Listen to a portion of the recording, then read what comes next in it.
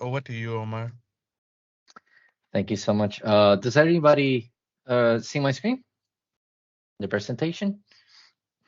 Yes. Perfect. Okay. So, well, hello everyone. I would like to start saying thank you so much for the invitation.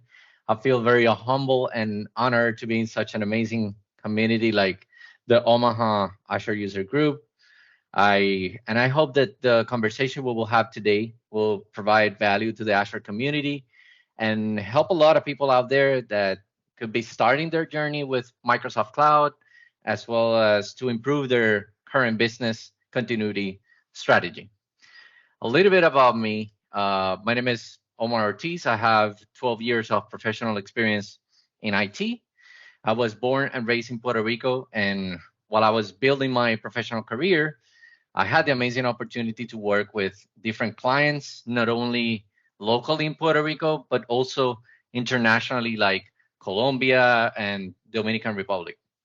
I think that really helped me to develop a unique cultural perspective to better understand these clients and their businesses and help them by providing with solutions according to their budget and their business needs.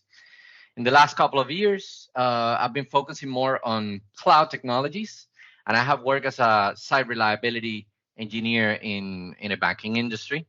I joined Lunavi about a year ago as a solutions architect consultant. And what really motivates me is to keep learning new things, keep challenging myself to grow as a professional and as a person as well. I am a strong believer in teamwork and collaboration. And I really believe that success is not an event, it is a process of constant improvement, focusing on how to get better, right?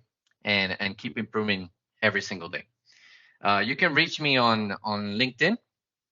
And also, I have a GitHub account, which, for the benefit of everyone that are seeing this video, I will share the repository at the end of the discussion so everybody can have access to the scripts that I have worked on in case you wanted to give it a try and see how this could help your organization. Also, I recently started a YouTube channel, so you can go to YouTube and type my name and look for tutorials, and you will see a couple of them. So, anyway, so that's it. The discussion we will have today is about automating disaster recovery with PowerShell and also automation accounts. So let's say, just to set some context on our discussion today, let's say that you have an organization and you need to adopt a business continuity and disaster recovery strategy in order to keep your data safe, your applications and workloads online when planned or unplanned outages occur. And there are two mainly services, which are Azure Backup Services, which helps to keep your data safe and recoverable. But also, you start using the service we will spend all the time today, which is Azure Site Recovery Services, which that helps with to ensure the business continuity for your business apps, your workloads running during outages, and you use it for replicating your VMs, your workloads from a primary side to a secondary side. And let's say that you have implemented an infrastructure where if an outage occurs in your primary region, you can easily go to the portal, flip a switch, and to get your infrastructure up and running in a secondary region. And this is all great, right? But the only problem here is that it requires for someone to go to the Azure portal, hit the failover button, wait until it's completed. And once it's done, you need to click on commit, wait, and also enable the replication once again to protect your VMs. On top of that, you might need to create additional resources like a load balancer, for example, in your secondary region in order to have your infrastructure up and running as it's supposed to. And maybe this is not a big deal for you if you have just a few VMs, but when you have an entire infrastructure like large VMs, this could really be a time consuming task, which it could also affect your recovery time objective, which is the time or the amount of time that it takes to complete a recovery or restore. So let me go even further. How about when the outage in your primary region is fixed? Well, you need to fail back, right? Which means go again to the portal, click the failover switch again, wait, commit, reprotect, and rinse and repeat. The same manual process repeats once again. So the question here is there a way to automate at least most of these tasks, right? And unfortunately for us, yes, there is a way to automate it. And let me be clear, if you go to the Microsoft documentation under the FAQ section, it says that failover is not automatic, and that in order to trigger a failover, you have to use either the portal or PowerShell. And that's where I want to drive your attention today. So in today's demo, I wanted to give you an idea on how we can leverage a PowerShell script and automation accounts to easily failover, commit, trigger the replication, and create the resources needed to have your infrastructure up and running in your secondary region. All right, so for the agenda today, we're going to take a look and understand what are the disaster recovery requirements for the VMs. Basically, what is needed in order to have the solution up and running correctly. And I think it's very important also to take a look at the components that gets created during replication. So we're going to take a look at those as well. And we're going to explain why is it very important to at least be familiar with what is created in the background. We're going to also review the current setup for a disaster recovery drill. So we're going to take a look at the infrastructure. We're going to discuss also the scripts.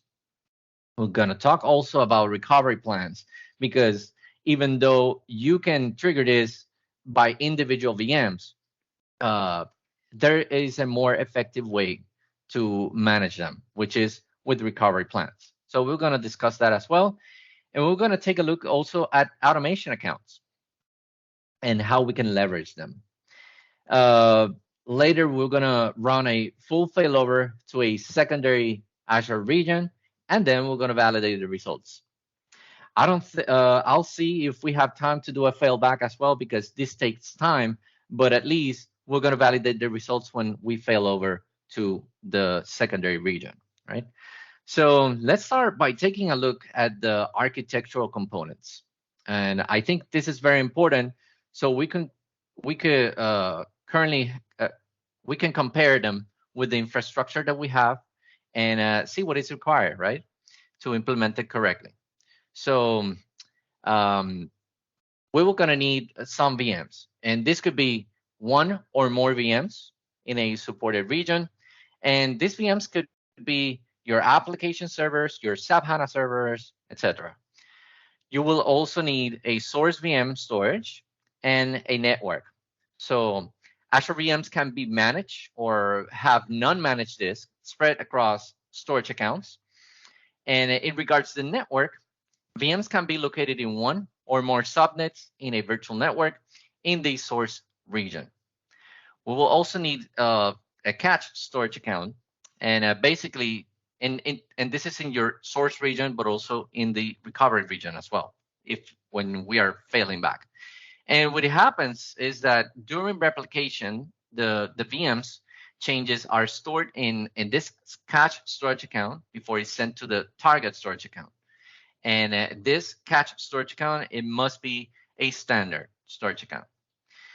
And for target resources, right? For example, like a resource group in your target region.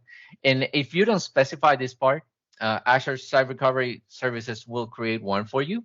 But I like to specify it so I could have control on where my VMs are going to, right?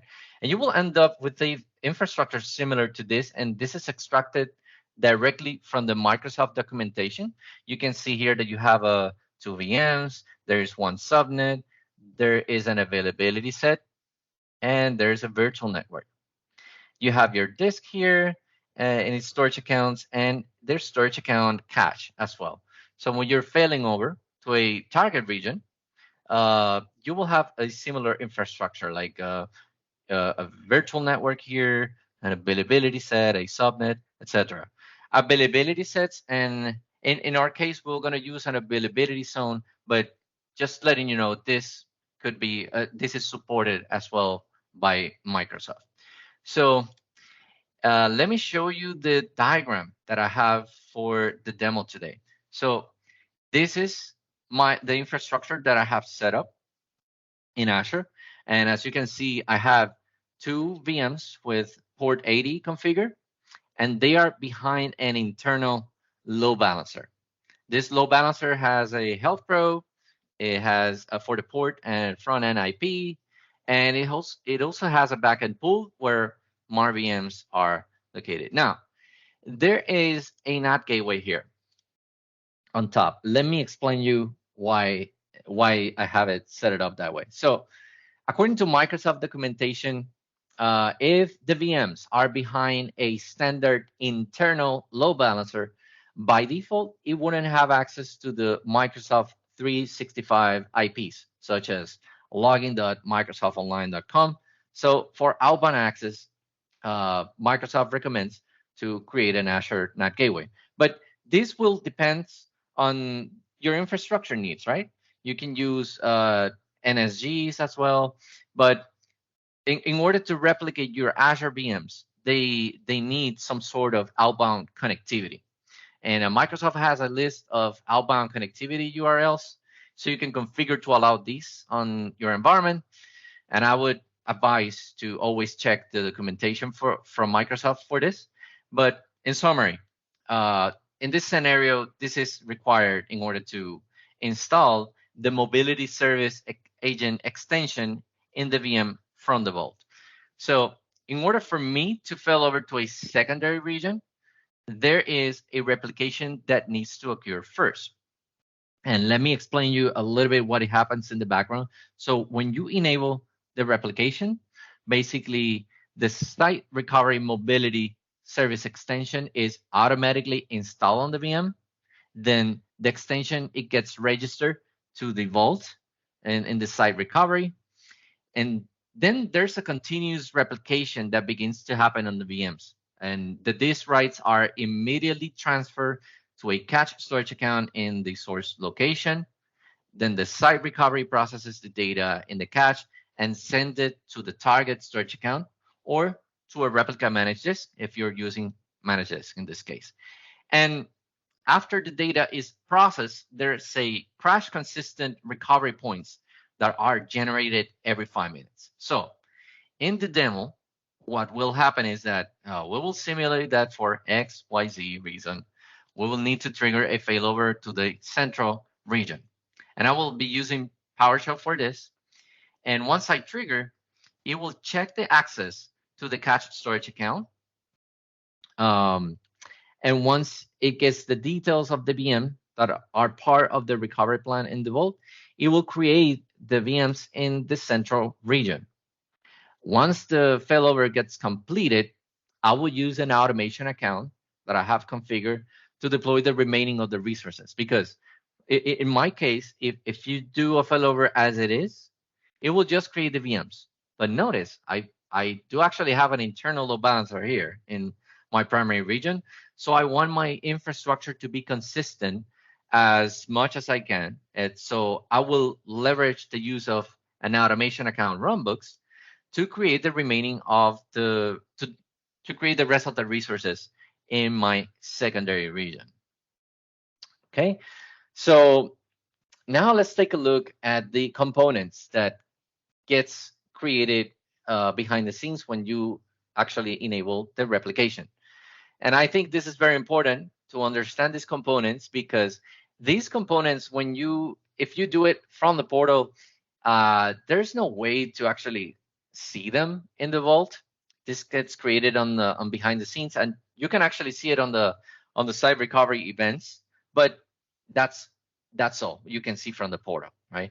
So when you are creating your PowerShell script, you need to know exactly what to call. And so in our Azure Vault, when we enable replication of the VM, and I'm referring specifically to a button in Azure, and we'll take a look at it whenever we review the infrastructure in the Azure portal. This is what it gets created. So the fabric, first component is the fabric. The fabric is basically an object in the vault that represents an Azure region where the VMs are protected. In our case, we'll need two. We'll need for one for EaseUS2 acting as my primary fabric, and the second one in the central US acting as a recovery fabric. And there is one gotcha here that only one fabric object can be created per region. And if enable the replication for the portal, this gets created automatically. And if a fabric object exists for a region, it will actually give you an error saying like, okay, this already exists for this region, so you cannot create a new one. Right? The other thing that it gets created is the protection container, which the way I see it, this is like a folder within another folder. So the protection container, it's a container used to group all your replicated items. In this case, it will be your VMs within a fabric. So we'll also need two, like one for in the primary container in the primary fabric, and the second one, the recovery container in the recovery fabric. The other thing that gets created is a protection container mapping. And this, what basically does is that it maps the primary protection container with a recovery protection container and a replication policy. It basically will grab the policy and associate it with it. And we'll need again two, one for the primary and secondary. And basically after failover, and this is the part that it could be a little bit tricky. And after a failover, when you are ready to bring your fail over VM back to the original region, that is called a failback. And for reverse replication, the roles of the original region and the recovery region, they switch. So now when you fail over to a recovery region, that region, it becomes your new source region, and there's a new recovery region, which is going to be your original or source region. And we're going to take a look at this on the whenever we review the scripts. So just putting there a pushpin, and so we can take a look at it later. And again, the cache storage account, a cache storage account is it must be a standard storage account in the same Azure region as the VMs being replicated. And this is used to hold the replication changes temporarily before the changes are moved to the recovery Azure region. There's also some network mappings that get created. For example, the network mapping maps the VNet in the primary region with the VNet in the secondary region where it should fail over to. And now that we understand these underlying components, let's talk about recovery plans and why is that important. So although you can trigger the failovers with individual VMs, you can use something more effective to orchestrate the deployment like recovery plans. And basically, this defines a systematic recovery process on how machines fail over and how they start and recovered after failover. And basically, you can have a recovery plan, right? And group all your VMs there. And like it says here, it helps you to impose order. So recovery is more consistent, repeatable, accurate, and automated. You can create groups of VMs and configure pre and post actions. So for example, let's say that you have 20 VMs, and out of those 20 VMs, in order to have your infrastructure up and running effectively, let's say that the first two, it needs to come up first. So you can definitely configure these pre and post actions and say, okay, I want VM number 1 and 2 turn on first, and then the rest of the VMs start them up. You can configure this type of things when you're using recovery plans. And also, you can leverage an Azure automation accounts to automate tasks within a recovery plan using scripts by invoking a runbook. And we're going to take a look at that as well. So I think it's time for the demo. So everybody here with me so far, is there any questions, or should I continue? I will need some help with somebody. Tell me if there's any question. If not, we're going to proceed. So No, I don't see anything on the chat all yet, so right, I think we are good. nice. Okay, perfect. So this is what I have in my Azure subscription. So I have two resource groups. I have one for East US 2 and the other one for Central US. And we're going to take a look at what it gets created. And by the way, if you are on the repository that I'm going to share with you guys, I have this infrastructure. I have it in Bicep. Let me just, before we proceed with that, this is the repo. So if you go, for example, the infra, all of these scripts, you will have it available on the repository. All you got to do is just edit the parameters JSON file with your parameters, and you can just run AC deployment, create and point to this bicep file and the parameters as this one. And for the VMs, very, very quick. I'm not going to be logging into any of the VMs, but I'm going to be using the standard load balancer insights as a proof of concept that the VMs are available and accessible from the load balancer. We're going to take a look at the graphic there. But very quick, I'm using availability zones in this exercise, in this demo. And on the VMs, when they get created, I'm using these VM extensions just to install the IIS web server and open port 80. So that's what it gets done there. So going back to the portal, let me show you. Okay, so let me go first to the one in my source region. Let's take a look at the internal load balancer. And as you can see, I have my front end IP configuration, backend pool, and a health probe. And if I take a look at the insights here, I should see my VMs up and running in the graphic. So yeah, you see my two VMs are available and are accessible from the load balancer. And now let's take a look at the vault. So let me go back here.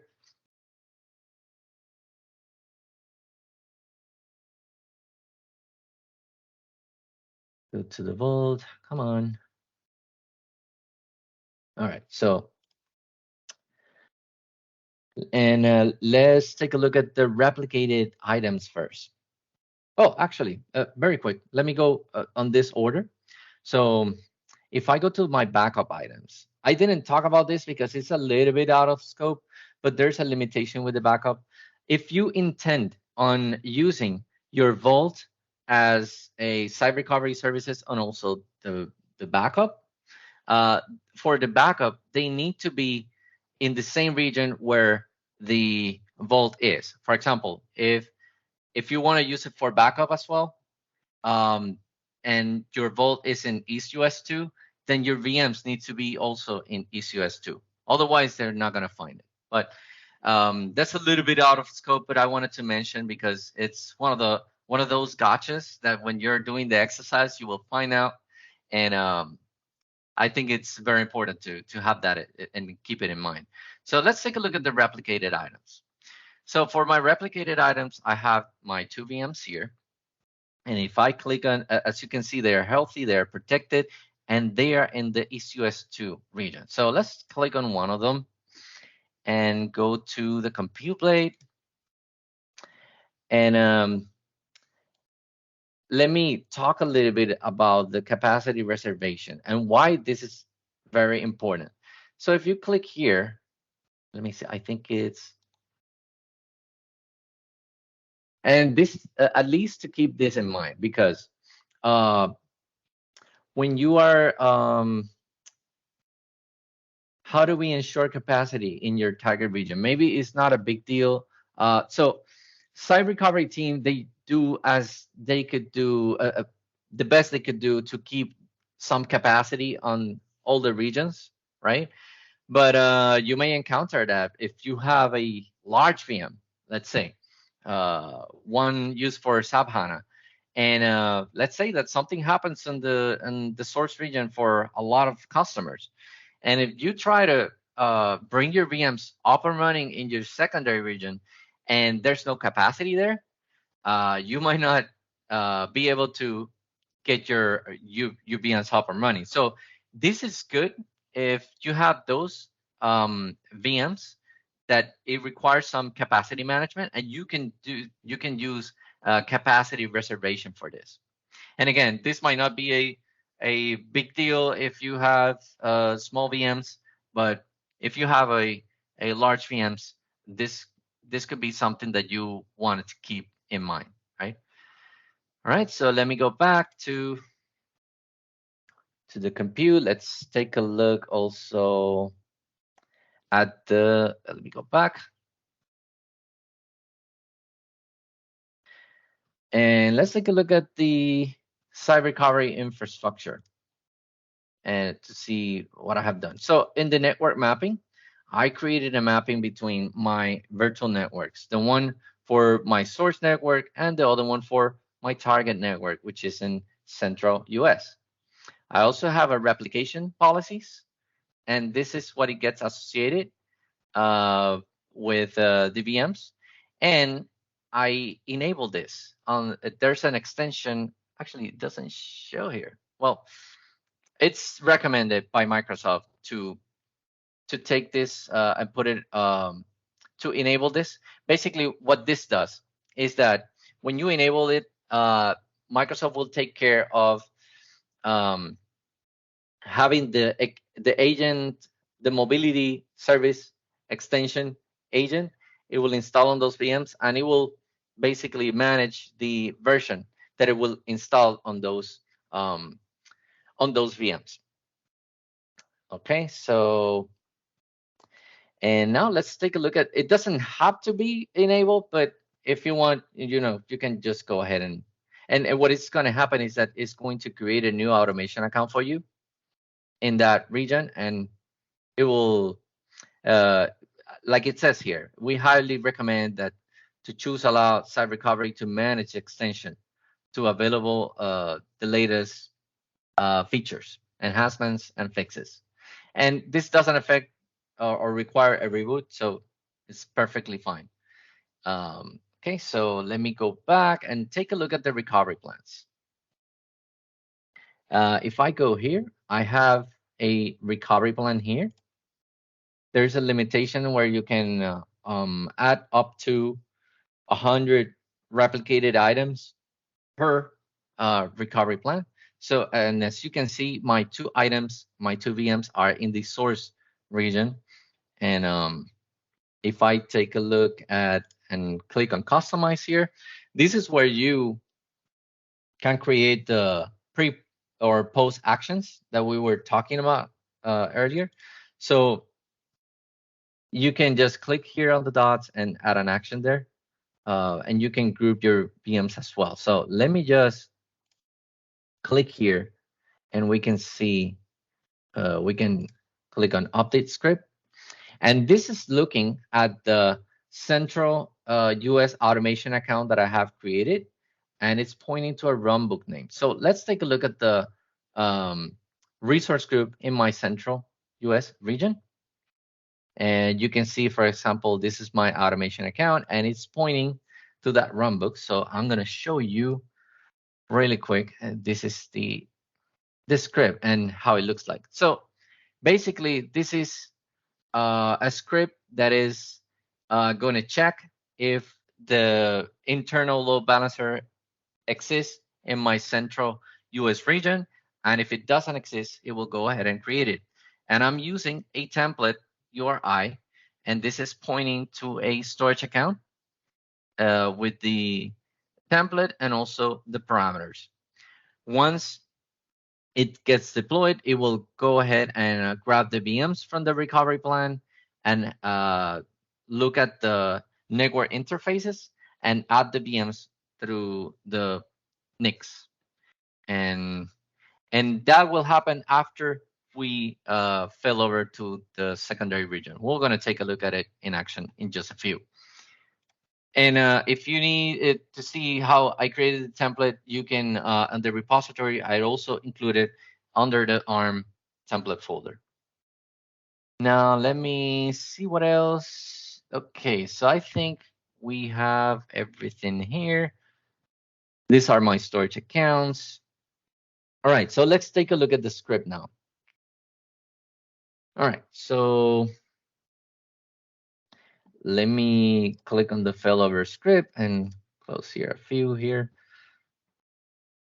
Hopefully you guys can see it very clearly. Otherwise, I can just zoom in a little bit. And let me just, okay, got it. So I have a few parameters here. For example, the Vault subscription ID. I have my Vault resource group name, my Vault name, primary region, second recovery region, recovery plan name, and the source VM resource group where my VMs are. Now, here is the part that I found that when I was doing the exercises, it was a little bit tricky because we keep talking about the storage account in this source region, right? And I'm doing a failover right now. So I was thinking on using the storage account in my source region, but keep in mind that when you are about to do a failover, you have to have the replication enabled first already. So, and on the parameters, I put that the storage account that we really need is the recovery, because by the point you get into this parameter, the VMs are already going to be in the target region. So you can see that I put here my storage account in Central US. And we're going to take a look at those in just a few minutes. So the first thing you're going to do is you need to tap into the vault, right? So you need to set up the vault context. And for that, you're going to get the subscription first, right? And after that, you're going to do set AZ Recovery Services ASR vault context to set the context for the vault and tap it inside the vault. And I have the recovery plan here, and that I will use a tap in the recovery plans and also on the VM. So I'm looking for the VM names inside the recovery plan. Once I get those, I will go ahead and run a for each loop to get those VM names. And I can say for each VM in VM names right here, the VMs that are in the recovery plan, go ahead and give me the IDs. And once I get that, I'm going to look for the primary fabric. And I'm going to look for the primary fabric with this command, get AC Recovery Services ASR fabric. In this case, I'm using a primary region and primary container as well. Recovery fabric, I'm going to do the same for the recovery fabric as well. Recovery fabric, recovery container. Let me have the reverse container mapping. And I'm going to tap into what are my replicated items inside those containers. So, and I do that by running this command, AZ Recovery Services ASR Replication Protected Item. Well, that's a mouthful on that command, but that's how you get the replicated protected items, right? Once you get that, you're gonna trigger the failover, and you're gonna use the recovery plan, and you do it by running this start AZ recovery service plan ASR unplanned failover job, and you define the direction. And once I trigger this, it will run for it will print the status every 30 seconds, like if it's succeeded, if it's in progress, right? And this will run until it changes to succeeded or failed or completed with information. Once that is done, I'm gonna go ahead and commit the job, the failover, and I do that by running start AZ recovery services, ASR commit failover job, and point it to the recovery plan. It's gonna do the same. It's gonna print the status every 30 seconds, but this doesn't run for that long, right? And the next thing is trigger the reverse replication for the VMs. So for that, I will need the replicated protected items inside that container. And also I will need to check what's going to be the storage account that I will use. And I will specify those details here. As you can see, I'm pointing to the recovery staging storage account. And I will also need the disk information, the profile of that VMs, if it has multiple disks, or yeah, basically if I have multiple disks. So I'm using this command right here, the AZ recovery services ASR Azure to Azure, this replication config. I'm gonna give them the disk ID and just give me the storage profile for that OS disk. I do also the same thing for the data disk. If the VMs have some data disk, I will need to include those as well. Once that is done, it's gonna start the reverse replication. And the way you do that is just running this command, update AZ recovery services, ASR protection direction. You specify this is an Azure to Azure in my case, but you can also do it with VMware as well. And you specify the recovery staging account. And once that's done, it's gonna just trigger the replications, and you will see how this will look like. So let me just clear the screen here really quick, and I will be doing the failover. So okay, so I'm okay, failover reprotect version 2. Oh, and in order to trigger it from here, you have to be connected using the Connect AC account. And I also connected with the CLI as well. I authenticated to my Azure subscription. So I'm gonna run this, and I'm gonna try to put this in the same page. Let me just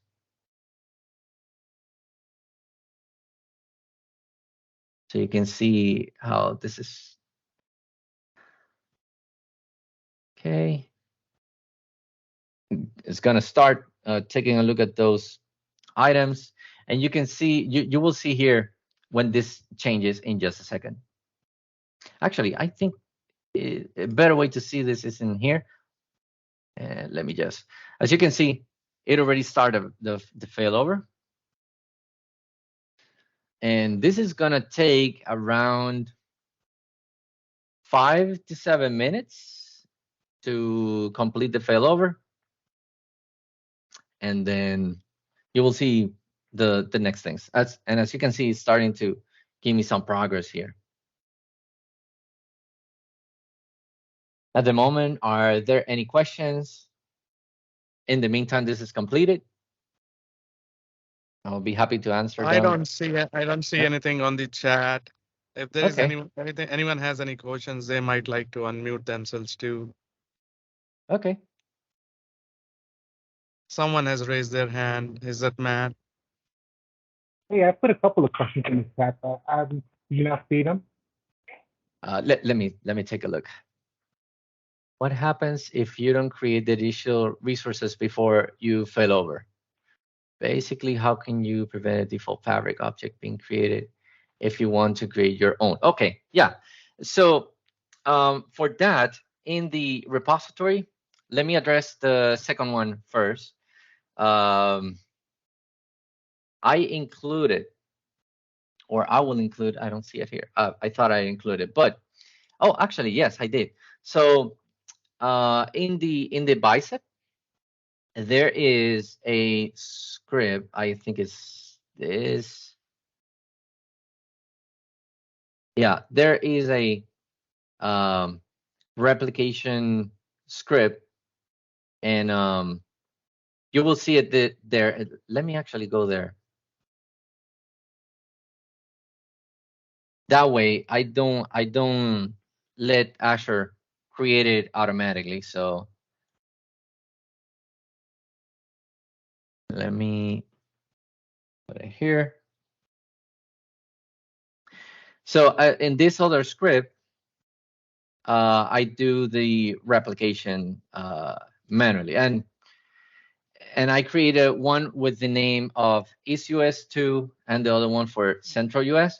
So you're more than welcome to take a look at those, because when it creates entire infrastructure, that's one of the steps that it does. It grabs those VMs and create the replication for those VMs as well. And you will see that on the portal, it will have like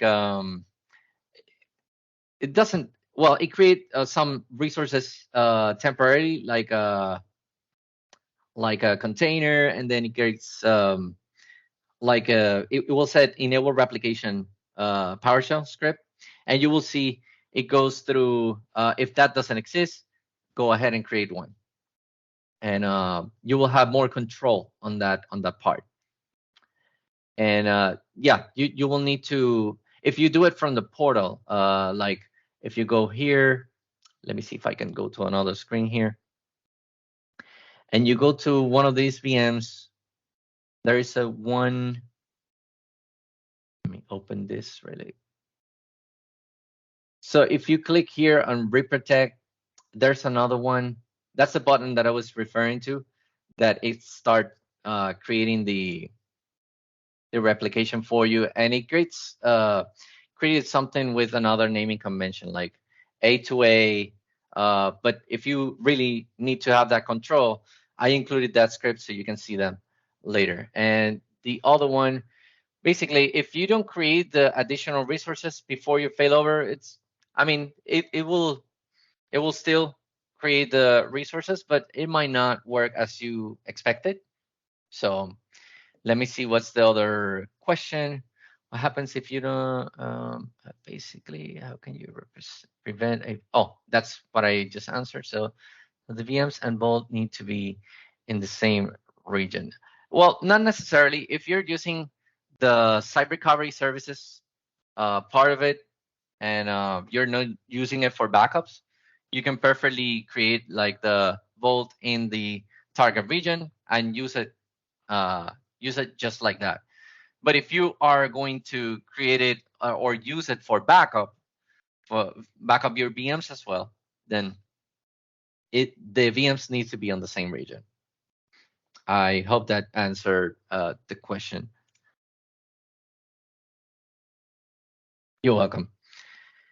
All right, so this is still going.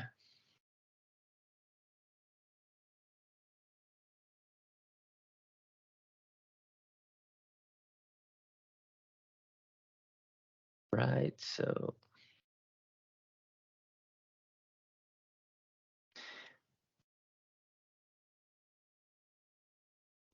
yeah, and you can see it could be painful going one VM by VM, just doing the failover.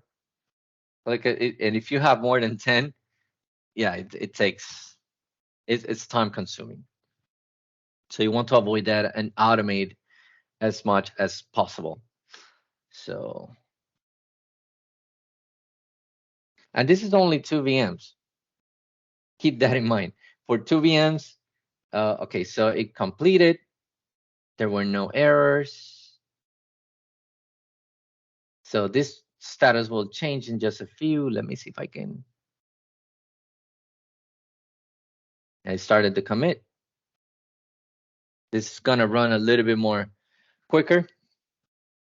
If you need to take a look at what's your RTO in your organization, you can refer to here, and you can do a test failover. There's a button, and I also included the script here if you need to do so. And basically, what this is gonna do is that it's going to create your VMs in your target region and leave it there. It's going to create it with a test name on it, so you can validate if it works. And you're going to take a look at the start at your duration. This is going to represent your what is your actual recovery time objective. And as you can see, the reverse replication has been triggered already. You can see it there for all VMs. And you can see that it started to reprotect my VMs here. And this is where it's gonna take a long time. This could take like 30 to 40 minutes. But let's start assessing our infrastructure now that it's in the secondary region. So first of all, let me go to my replicated items. And you can see that they started enable the replication here. Once and this is basically installing the agent in the VMs in the target region. And once that's done, it's going to start synchronizing the VMs. And let's take a look at recovery plans very quick. Now that you see that they are no longer in my source region, they are in my target region. And let's take a look at the resource group in the central US. So you don't see the internal load balancer here. So let me go ahead and refresh it. There you go. You see the load balancer here. So let me take a look at the automation account first. You remember that it had a number 2 before. Now it has a 3 because it has run 3 times today in the last 24 hours. And this has been completed a few minutes ago. And basically, this went through, took a look at, there was no internal load balancer in that region. It went ahead and created. So you can see provision state succeeded. And at the end, created internal load balancer in the secondary region and added a recovery plan VMs. The script ran successfully. So let me go back and take a look at the load balancer. Let's take a look. So it has a front end IP, backend pools. My VMs are there. Let's go ahead and take a look at the insights. They might still be coming up. Let's take a look. Oh, okay. Well, both VMs are available. So if you actually create a VM and put it or attach it into the same network, or you can create a VNet peering on both regions and access the VMs there. You should be on the you should see on the portal like or if you tap into the front end IP configuration, you might be able to see a message of the VMs being accessible, right? And if you need to control, I didn't mention this, but if you're worried or thinking about DNS, you might need to use something else. I didn't put it on the demo, but you can use something like, I'm gonna put it on the chat. Let me this infrastructure. You might need to use something like Traffic Manager. And let me put it in the chat. Just give me a second. You can refer to something like this. And for the benefit of people that are seeing this, I put it also here. Oh, where did it go? Sorry. You might need to set up something like this. Disaster recovery using Azure DNS and Traffic Manager. In my case, I didn't include it because this is just a proof of concept. But if you need to go even further on this, this is an option that you can leverage as well. Let me see how my VMs are going here.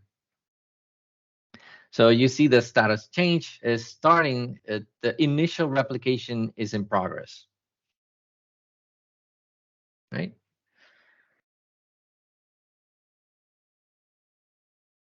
And let me see what else I can see here.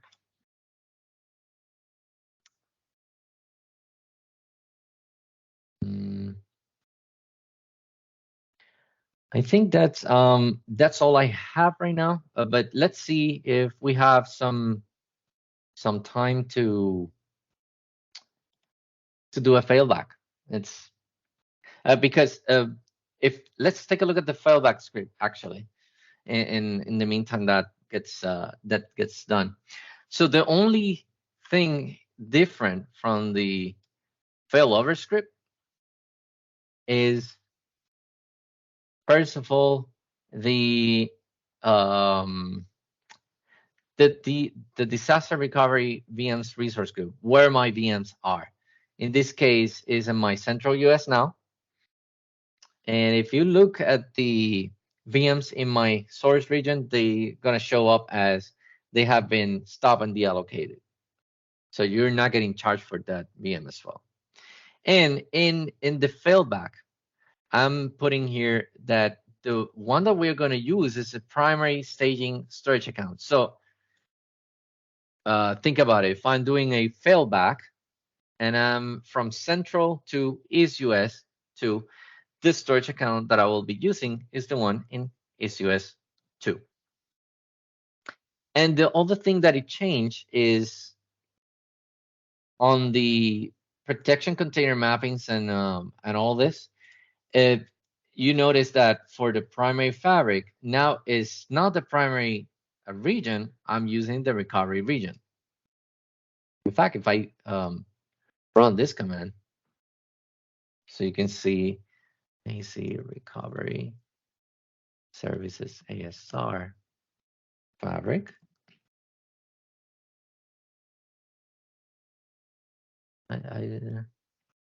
Actually, I need to, okay, so you get something. So I have my two fabrics there, as you can see, the one in Central US and the East US 2.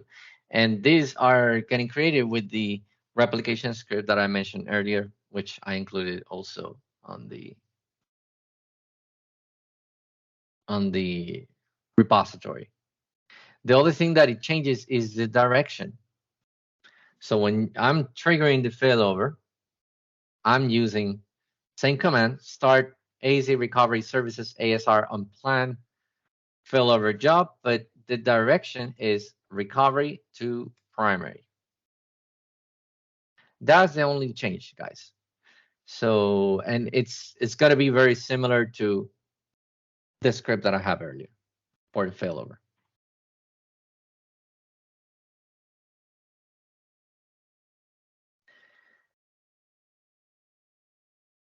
Let me see how this is going. You might need to keep refreshing. Okay, so now it changed the status and it's going to start a synchronization.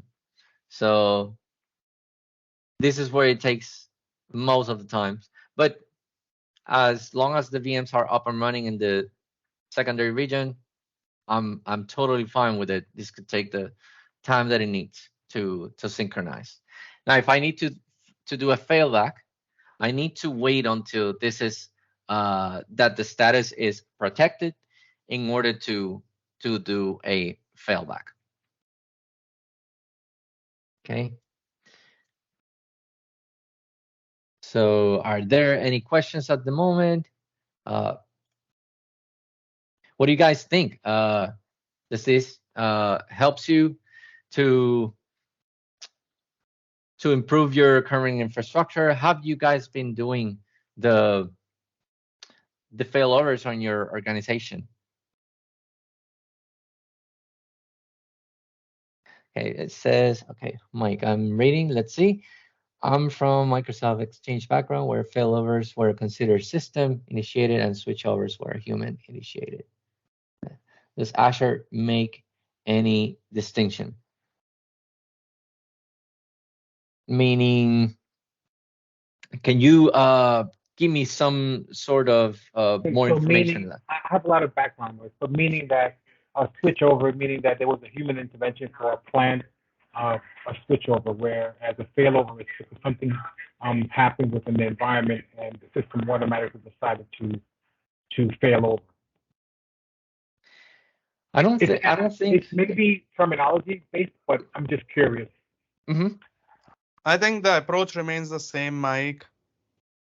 I mean, we still have switchovers. What Omar has been showing has been technically switchovers. He has been calling failovers, but that's technically switchover that he was showing. But technically, when outage happens, then that automatic failover actually comes in place. So based on your comment, what I'm understanding, I think the overall approach remains the same, unless I'm not getting it completely wrong. No, I get it. I just was just curious if there was any distinction in terminology, but basically it's the approach, not the terminology that's important. Okay, thank you. And you can use, again, if you need to run additional settings on your VMs to make sure that they are up and running, that's what you might be using an automation accounts runbooks. That's your friend right there. And even though the failovers are not automatic for Microsoft documentation, that doesn't mean that you cannot set up some sort of monitoring, right? And if X, Y, or Z happens in your primary region, just go ahead and call this script and trigger a failover and send me a message later on. But you might want to have some granular control on that. So, but again, that doesn't mean that you cannot set up some sort of automation in that sense with a Azure monitoring or Event Hub or something like that.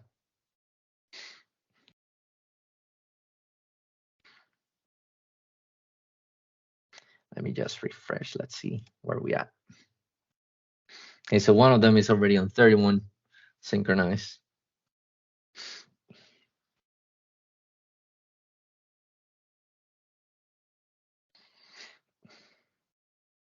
Guys, just give me a second. Let me turn the light on really quick here.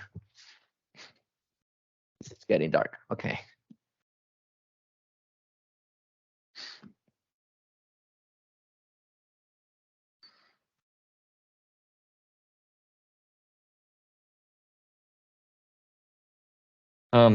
Talking about the repo,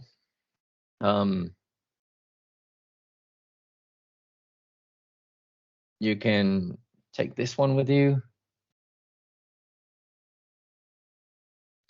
and take a look at it. There's always room for improvement. This is not, this is not written in stone.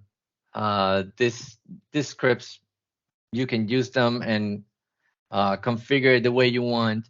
And if you guys have any feedback, it's much appreciated always. So I used to see another one.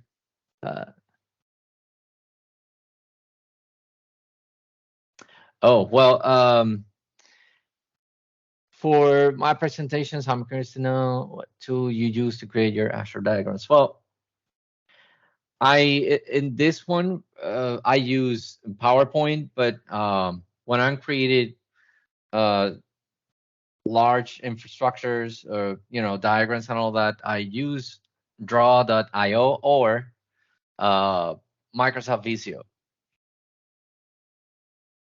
So, and then I can copy or screenshot it and put it on the PowerPoint. So,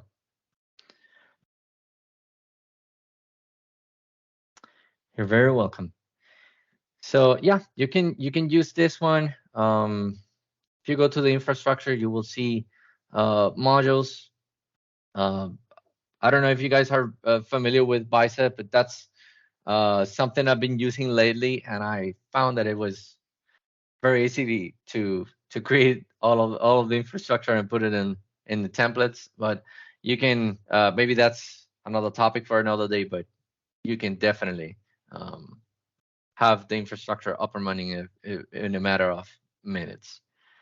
And or you can convert them from Bicep to ARM templates if you're interested. You're more than welcome to do so. And here are the scripts. I might need to add, oh, actually, no, I included it here. The enable replication one. This is gotta be your friend at the end of the day. If you wanted to create a specific naming on your fabric.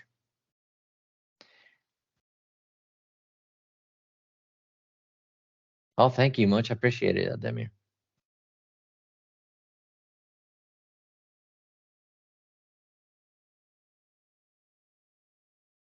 All right, so both are in 33%, 31 synchronized. Oh, and also that one thing I put it on the script, when the recovery plan gets triggered, if I'm failing back, I want to not necessarily have the internal load balancer in the secondary region. So in my script, I included two. If it actually exists, it's because it was created during the failover. So when I'm failing back, go ahead and delete it. So I don't get charged or have those orphan resources with no reason. So you will see something. If we have time for the failback, you will see that the load balancer gets deleted, as well as the VMs. But this, again, it takes some time. If I take a look at the storage account, let's take a look at what it's going on. This is where my replication occurs. Since it's used for the cache storage account, this is where it stores the information as well. Okay.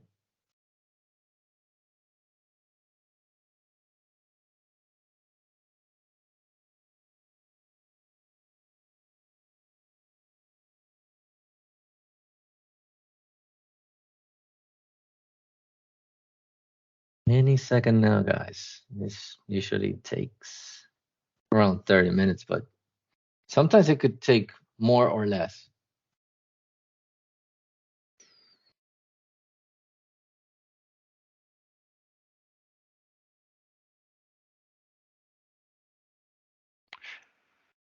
Hey, Omar, it's Matt. I presume this is going to take, some time, and just because we only have 20 minutes left. Yeah. We certainly can keep the presentation going, but I think right now we're kind of in a holding pattern until this is done. I think that we all trust that the fail back is going to work, right? Seeing that the fail over completed successfully. I appreciate you and your time. Thanks, man. I was hoping it will be done shortly, but yeah, I agree. I guess totally up to you. Omar, we have 20 minutes, up to you, and I think it's being very informative so far. Thank you. Go ahead. Yeah, I mean, you can take probably a few more minutes if you would like to, if you want to keep looking for trying that, or probably wrap up your PowerPoint and we can go back to the demo again and see if it's done by then. Yeah, sure, absolutely. So in summary, we reviewed the disaster recovery requirements for the VMs. We took a look also at the components that get created during replication. We also reviewed the current infrastructure for a disaster recovery drill. Take a look at the infrastructure. We discussed the scripts. And we talk about recovery plans and how they can be helpful on impose some control on your VM, and you can configure pre-actions or post-actions, and how we can use automation accounts. This automation account runbooks, it could call another script, maybe in your organization, to trigger additional automation. So that is totally up to you on how you want to customize this. And in the demo, we actually initiated a failover to a secondary Azure region, and we validated the results. So with that, I think I'm done for the failover part. If you want to stay around for do the failback, I can do so. I don't know if you want to cover something else, guys. In the meantime, this gets done.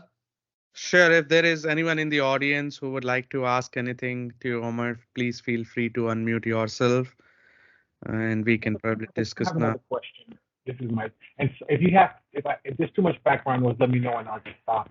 But when you start talking to your customers, how do you start the conversation regarding disaster recovery? This appears to require a lot of planning, right, ahead of time. You don't just all of a sudden say, hey, my VMs are down or my infrastructure is down, I have to fail over. So how do you initiate the conversation with the customer so they can prepare themselves for when this opportunity comes up? I shouldn't say opportunity, when this inopportunity comes up, that you're prepared. Yeah, I think the conversation, it will come down to what exactly is the service level agreement that the customer wants to have. Every organization has a different service level agreement. Maybe they don't need the VMs to be available constantly, like 24/7. They have some sort of different standards. So it will come down to what exactly the customer needs. So and for that, you will need to ask them, maybe do some assessment beforehand on how big is the environment, and what do you want to have out of this, because I think it's very important to also be aware of the possible costs, right? Not depending on the budget on the company. If they, because probably they might have some, maybe they don't have something Azure to Azure. Maybe they have a VMware on premises, and you can use Site Recovery perfectly with VMware as well. So it will come down to the conversation and what exactly is the service level agreement that you guys want to have, and how much business continuity you guys want to have in place. I think it's very important to have and adopt a business continuity and disaster recovery plan, no matter what. So if your infrastructure is on premises, how can you be up and running as fast as possible at somewhere, right? So without having to invest in hardware. And this will be a good solution for them.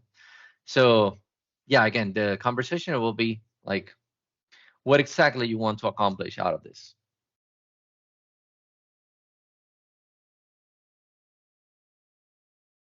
And put it that way,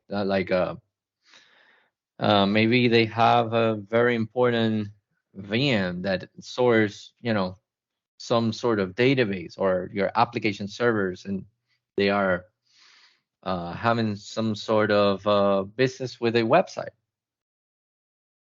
Those type of questions, it could be very, how do I say that?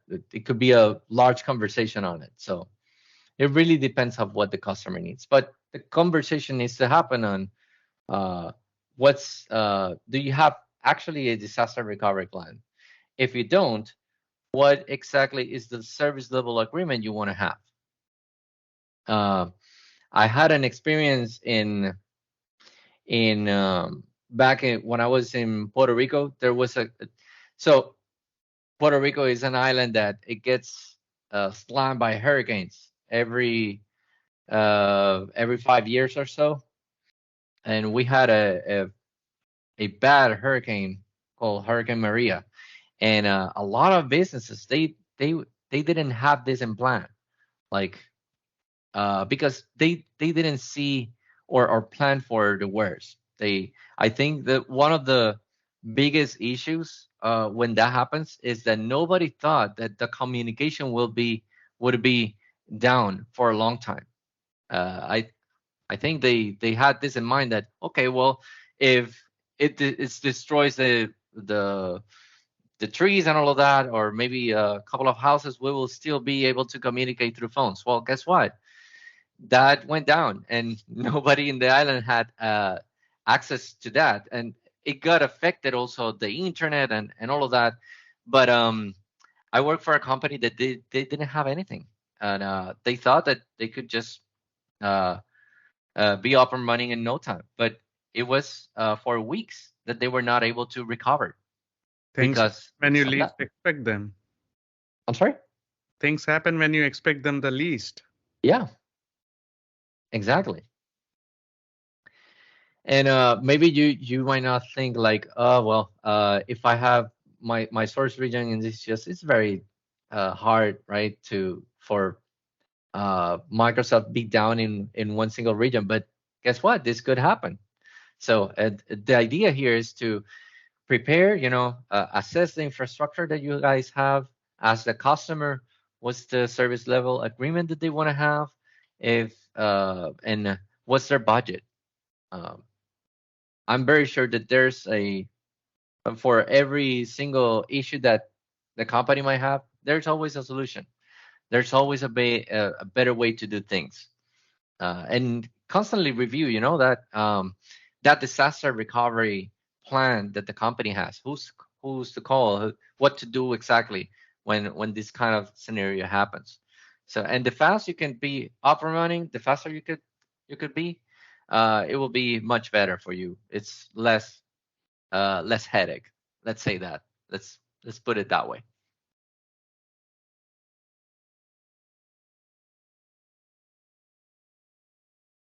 I think there's a, let me see if I can find it. I think this is very useful. Yeah, there you go. So I'm going to put it here on the chat. This helps me to know when I go to Microsoft documentation and say, well, Microsoft, they guarantee you, let's say 99.9% of service level agreement. Well, this page, it could give you what does that mean. So for a SLA level of 99.9% uptime of available, that means that daily they could be down for 1 minute and 26, weekly 10 minutes, monthly, and so on. So if I do and put 99.95%, this changes, right? I think this page is so useful that I put it. And if you guys don't have it, I mean, uh, I highly recommend it. I think it's a very good perspective. When you look at SLAs, there is nothing called 100% SLA. So it's always better when you opt for any service with any cloud provider. It's better to check out how much SLA they offer and what that translates to. Correct. So yeah, this is how you can assess that. Point to note And here that 4 hours, 22 minutes, 58 seconds that you see yearly, that could be any 4 hours. That could be your peak hours when you need it the most. That's why you need to prepare for disaster recovery. yeah, and keep in mind, the higher you go here with the percentage, it really depends. You don't have to be all the time, like 99 point and give it a 3 nines or 4 nines, because it might require, additional infrastructure to be set up, and that could cost a lot. So you can use this as a guideline on, okay, up until what time, it's allowed to have some sort of outage, right?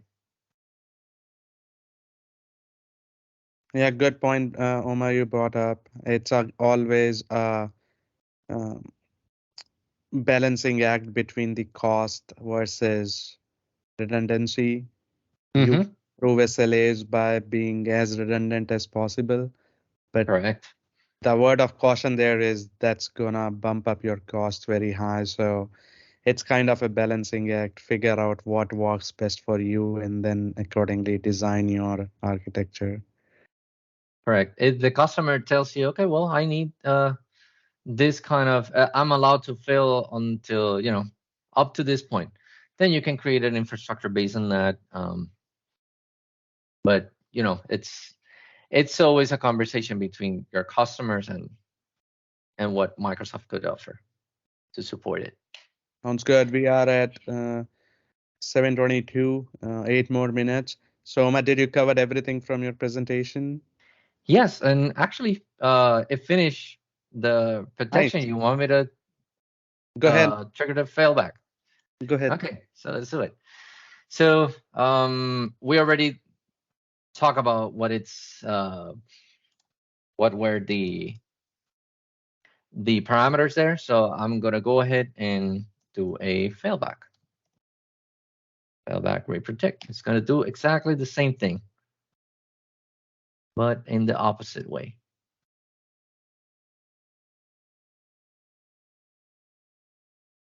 And let me see if I can put this. I always like to see it, what's going on. So let me go back here and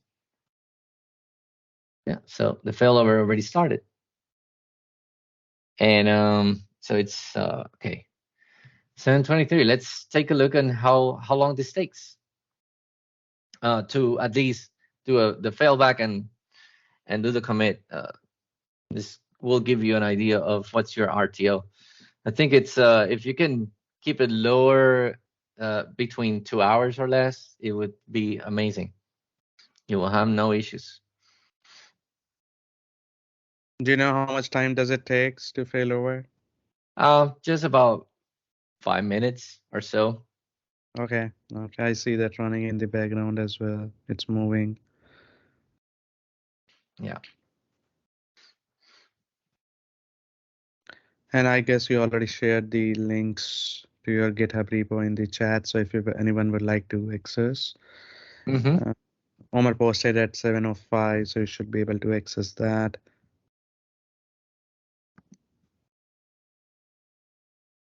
We have roughly around a minute or two, so we'll see if it completes by then. Otherwise, we might have to wrap up, Omar. Yeah, sure.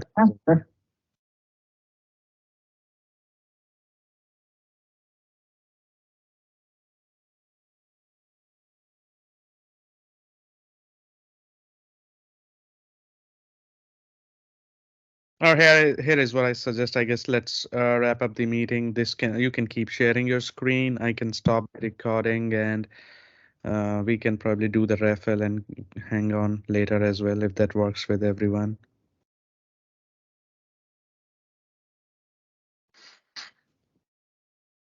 All right, thank you everyone for joining us tonight. Very nice presentation, Omar. Great job. I really enjoyed, and I think like me, everyone else would have found this presentation to be very informative. The session was recorded, so in case if you would like to go and watch it again, you can check it out probably tomorrow on our YouTube channel for the user group. With that, I would like to thank our presenter and our sponsor once again. Absolutely. Thank you so much for having me. Really happy to be here. So really appreciate it.